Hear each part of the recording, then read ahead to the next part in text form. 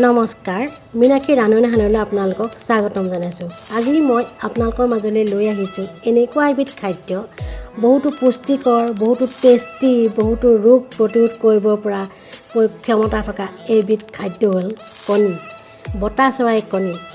এই বতা চৰাইৰ কণী আমাৰ শৰীৰৰ কাৰণে যে বহুতো উপকাৰী খাদ্য। দেখাত তেনে অকণমান, কিন্তু এই অকণমানি কণীটোত ইমান ঔষধি গুণ আছে, আপুনি আচৰিত নহৈ নোৱাৰিব। বতা চৰাই কণী বুলিলেই নহয়, ইয়াৰ মাংসও বহুত উপকাৰী খাদ্য। লগতে ইমান টেষ্টি, আপুনি খালে এৰিব নোৱাৰে। আপোনাৰ জিভাত ইয়াৰ সোৱাদ বহুদিনলৈ থাকি যায়। ইয়াত থকা উপাদানসমূহে আমাৰ শৰীৰৰ বহুতো ৰোগ প্ৰতিৰোধ কৰিব পাৰে। Calcium, potassium, magnesium, iron, phosphorus, zinc, sodium, copper, vitamin আদি উপাদানসমূহে ভৰপূৰ এই অকণমান কণীটোতে আছে। এজন মানুহক সুস্থ আৰু নিৰোগী কৰি ৰাখিব পৰা ক্ষমতা এই কণীটোতে আছে। এই বতা চৰাইৰ কণী দৈনিক এটাকৈ শিশুক খুওৱাটো ভাল। শিশুৰ শাৰীৰিক আৰু মানসিক বিকাশ ঘটায়। গতিকে শিশুক এটাকৈ কণী খোৱাটো আৱশ্যক। এটাতকৈ বেছি খাবলৈ নিদিব। ইয়াত বহুতো প্ৰ'টিন আছে, গতিকে খোৱাটো বেয়া। বতা চৰাইৰ কণীয়ে ডায়েবেটিছ ৰোগ নিয়ন্ত্ৰণ কৰিব পাৰে। দৈনিক এটাকৈ ডায়েবেটিছ ৰোগীক খাবলৈ দিব লাগে, বা ডায়েবেটিছ ৰোগ হোৱাৰ আগতেই খালে বেছি ভাল। ডায়েবেটিছ ৰোগ হোৱাৰ ইয়াৰ সম্ভাৱনা কমি থাকে। ইতিমধ্যে যদি ডায়েবেটিছ আছে তেতিয়াও খাব, অলপ হ'লেও কণ্ট্ৰলত আহিব, স্বাভাৱিক অৱস্থালৈ আহিব। হাৰ্টৰ ৰোগৰ কাৰণেও এই বতা চৰাই কণী খুব ভাল। এই হাৰ্টৰ ৰোগ নিয়ন্ত্ৰণ কৰে। প্ৰেছাৰৰ কাৰণে বতা চৰাই কণী খুবেই ভাল। নিশ্চিন্ত মনে খাব পাৰে। ৰক্তচাপ নিয়ন্ত্ৰণত থাকে। মগজু বিকাশৰ কাৰণে যে খুব ভাল। মগজু শক্তিশালী কৰে। সেইকাৰণে পঢ়া শুনা ল'ৰা ছোৱালীক বতা চৰাইৰ কণী দৈনিক এটাকৈ বইল কৰি খাবলৈ দিব লাগে। মগজু শক্তিশালী কৰাৰ লগতে চকুৰ দৃষ্টিশক্তিও বহুত শক্তিশালী কৰে। চকুৰ কাৰণে যে খুবেই ভাল বতা চৰাইৰ কণী। চকুৰ উজ্জ্বলতা বৃদ্ধি কৰিবলৈ বা শক্তিশালী বৃদ্ধি কৰিবলৈ বতা চৰাইৰ কণী নিয়মিত খাব। প্ৰচুৰ পৰিমাণে আইৰণ থকা হেতুকে এনিমিয়া ৰোগৰ কাৰণে এই কণী খুব ভাল। এনিমিয়া ৰোগত এই বতা চৰাইৰ কণী খোৱাটো প্ৰয়োজন। বতা চৰাইৰ কণীয়ে ছাল আৰু চুলিৰ সৌন্দৰ্য বৃদ্ধি কৰে। দৈনিক খাব নোৱাৰিলেও সপ্তাহত 4টাকৈ খালেও হ'লেও ছালখন বৰ ধুনীয়া কৰে। ছালখন নিমজ হয়। তেনেকৈ চুলিৰ উজ্জ্বলতা আনে। অকালতে পকিবলৈ নিদিয়ে। এই ৰোগ প্ৰতিৰোধ কৰিব পাৰে বতা চৰাইৰ কণীয়ে। বতা চৰাইৰ কণীয়ে মাংসপেশীও বঢ়ায়, তেজ পৰিশোধ কৰে। কেঞ্চাৰ ৰোগৰ কাৰণে বতা চৰাইৰ কণী বৰ উপকাৰী খাদ্য। শক্তি পায়, গালৈ তেজ আহে, বল আহিব। নিশ্চিন্ত মনে কেঞ্চাৰ ৰোগী খালে অকণমান সকাহ পায়। এই কণী খাবলৈ দিব, বইল কৰি দিব। আপোনালোকৰ যদি গাঁঠিৰ বিষ বা বাত বিষ আছে তেতিয়াহ'লে এই বতা চৰাইৰ কণী খাব। দৈনিক এটাকৈ খালেও এই বাত বিষ আৰু গাঁঠিৰ বিষ দূৰ হৈ যাব। বহুত ভাল তাৰ কাৰণে। জ্বৰ পানী লগা হৈ থাকি উঠাৰ পাছত মানুহ বৰ দুৰ্বল হৈ যায়। এই পানী লগা জ্বৰ হৈ উঠি যোৱাৰ পাছত এই বতা চৰাইৰ কণী বইল কৰি খুৱাব। গালৈ হেৰুৱা শক্তি ঘূৰাই পাব। হাঁপানী, যক্ষ্মা আদি ৰোগৰ কাৰণেও বতা চৰাইৰ কণী খুব ভাল। গেষ্ট্ৰিক, লিভাৰৰ ৰোগো এই বতা চৰাইৰ কণীয়ে প্ৰতিৰোধ কৰিব পাৰে। গতিকে আপোনালোকে বতা চৰাইৰ কণী নিয়মিত খাব। বতা চৰাইৰ কণী শৰীৰৰ কাৰণে খুব প্ৰয়োজন। আপোনালোকে জানিলে এই অকণমান কণীটোত কিমান যে প্ৰ'টিন আছে, কিমান ভিটামিন, আইৰণ, কিমান যে উপাদান আছে আপুনি ভাবিবই নোৱাৰে। আজি ময়ো ইয়াৰ এটা উপকৰণ লৈ আহিছোঁ। গতিকে এই উপকৰণটো খাবলৈ ইমান টেষ্টি হৈছে, আপোনালোকেও আচৰিত পাব। আজ খাই চাবচোন মই কেনেকৈ বনাইছোঁ, আহকচোন চাওঁ। মই এই কণী লৈছোঁ। এইবোৰ অকণ কণী দেখিছেনে? নিশ্চয় অকণ ইয়াত হাততে, গোটেইকেইটা হাততে থাকিব কিজানি, হাতৰ মুঠিতে। তাৰে মই 4টা বইল কৰি ল'ম। 4টাহে ল'ম, বেছি নবনাওঁ। ইমানবোৰ কোনে খাব? বহুত প্ৰ'টিন আছে, বেছি খাব নোৱাৰি। তাতে আৰু পিঁয়াজ, বিলাহী ল'ম। বিলাহী 2টা লৈছোঁ। বিলাহী 3টামানে ভাল বেছিকৈ। টেঙা হ'লে বৰ ধুনীয়া লাগে খাই। টেঙা তৰকাৰী বনাম আজি। আদা আৰু নহৰু লৈছোঁ। জলকীয়াও লৈছোঁ 2টা। মই বৰ জ্বলা নকৰোঁ, আজি টেঙা বনাম। গতিকে বিলাহী এটা সৰহকৈ ল'লোঁ, কাটি কুটি ল'লোঁ। নহৰু লৈছোঁ অকণমান সৰহকৈ, আদা লৈছোঁ, জলকীয়া লৈছোঁ আৰু পিঁয়াজ লৈছোঁ। পিঁয়াজ আপোনালোকে সৰহকৈ দিব পাৰে। বিলাহী, পিঁয়াজ এইবোৰ বৰ ধুনীয়া লাগে খাবলৈ, টেষ্টি হয়। আলুও লৈছোঁ 2টা। এই 2টা মই ভালদৰে বইল কৰি ল'ম, কণীৰ লগতে ভালদৰে বইল কৰি ল'ম। এতিয়া মই এয়া কেৰাহীখন পাতিছোঁ, পাতি পেলাই মই সেই পিঁয়াজ বিলাহী এইবোৰ চব কাটি কুটি লৈছোঁ। অকণমান তেল দিছোঁ, বেছি তেল নালাগে ইয়াত, অকণমান তেল দিলে হয়। মই এই যিখিনি পিঁয়াজ আদা নহৰু গুচাই লৈছোঁ, পিঁয়াজ কাটি লৈছোঁ, সেইখিনিতে মই ইয়াতে অকণমান ভাজি লওঁ গোটেইখিনিকে দি পেলাই। বৰ বেছি তেলখন গৰম হৈ গ'লগৈ, কেৰাহীখন বেছি বৰ গৰম হোৱাটো ভাল নহয়, কমাই ল'ব জুইকুৰা একেবাৰে। জুইকুৰা কমাই দি ইয়াতে অকণমান নিমখ দি দিলে সোনকালে সিজি যাব। অকণমান সিজি পেলাই মই এইখিনি গোটেইখিনি সিজাই মিজাই লৈ পেলাই মিক্সিত পিচি পেলাম।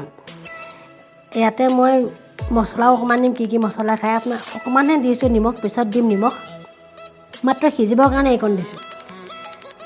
আপোনালোকে মছলা কি খায় সেইখিনিও ইয়াতে দি দিব, নহ'লে পিছত যদি গুড়ি মছলা আছে পিছত দি দিব, যদি লং ইলাচি ডালচেনি দিব খোজে ইয়াতে দি দিব, ভাজি ল'ব। মই অকণমান 1-2 মিনিট মই এনেকৈ থৈ দিছোঁ, অকণমান কোমল হ'বলৈ দিছোঁ। অকণমান কোমল অৱস্থাত হৈ গ'ল। মই ইয়াতে গোটা জিৰা গোটা ধনিয়া মই আগতে নিদিলোঁ কেলৈ এইখিনি বেছিকৈ ভাজ খাই গ'লে বেয়া, গতিকে এইখিনিতে মই ৰ'দত দি শুকুৱাই টনটনাই কণকণীয়া কৰি থৈছোঁ। গতিকে ইয়াতে মই গোটা ধনিয়া কেইটামান, জিৰা কেইটামান, আজৱাইন কেইটামান আৰু অকণমান চব গুটি কেইটামান চববোৰ ইয়াতে দি পেলাই মই ভাজি পেলাইছোঁ। ইয়াৰ লগতে একেলগতে ভাজিলে এইখিনি দেৰি যোৱাত ভয় নাথাকে। এইবোৰতে এই বিলাহী চিলাহী সোমাই গৈ বৰ ধুনীয়া লাগিব। গোটেইখিনি অকণমান আৰু 1-2 মিনিট সময় এনেকৈ ভাজি লৈছোঁ। এনেদৰে আৰু এই বিলাহীবোৰ কোমল হৈ গ'ল, পিঁয়াজো কোমল হৈ গৈছে। যেনে অলপমান বিলাহীখিনি সিজি কোমল হৈ যায় হৈ গ'ল। এতিয়া আৰু অফ কৰি দিলোঁ মই, হৈ গ'ল। এইখিনি মই গোটেইখিনি এটা কাঢ়ি মিক্সিত ভাজি পেলাম। মিক্সিত ভাজিহে আহিছে, মিক্সিত গুড়ি কৰি পেলাম, খুব ধুনীয়া লাগে, টেষ্টি উঠে ইয়াত। আপোনালোকে লং ইলাচি তেজপাতো ইয়াতে দি পেলাই একদম গুড়ি কৰি পেলাব পাৰে, একদম বেলেগ মজা আহি যায়। এইখিনি মই মিক্সিটো লৈ অকণমান আগতীয়াকৈ পানী অকণ দি লোৱাটো ভাল, বৰ গৰম হৈ আছে, পানীটো দিবই লাগিব।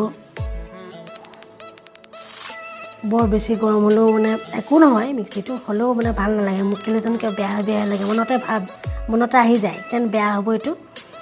সেইকাৰণে অকণমান ঠাণ্ডা কৰি মই এইখিনি মিক্সিত খুন্দি লৈছোঁ, পানী অকণ দি মিক্সিত খুন্দি ল'লোঁ। ইফালে মই কেৰাহীখন পাতি বাকীখিনি বনাবলৈ আৰম্ভ কৰি দিওঁ।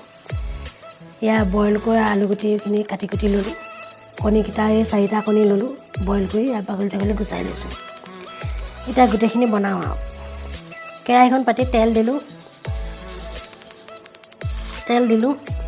গৰম হৈ গৈছে।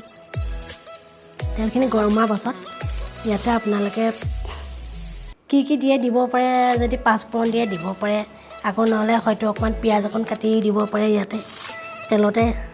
মই আৰু চিধাই কণীকে দিলোঁ, কণীকেইটা দি অকণমান প্ৰায় 10 ছেকেণ্ডমান কণীকেইটাই তেলতে থৈ আলুখিনি দি ইয়াতে বাকি দিম। দি পেলাই অকণমান তেল অকণ বেছিহে পৰিল, ইমানখিনি তেল প্ৰয়োজন নাই বাৰু, কিন্তু এই আৰু ক'তনো উঠাই থ'ম আৰু ইয়াতে থাকি গ'ল, বনাই দিলোঁ। ইয়াতে মই অকণমান এই তেলতে গোটা জিৰা অকণ দি দিলোঁ। তাৰপৰা এতিয়া আলুখিনি দি ভাজি দিলোঁ।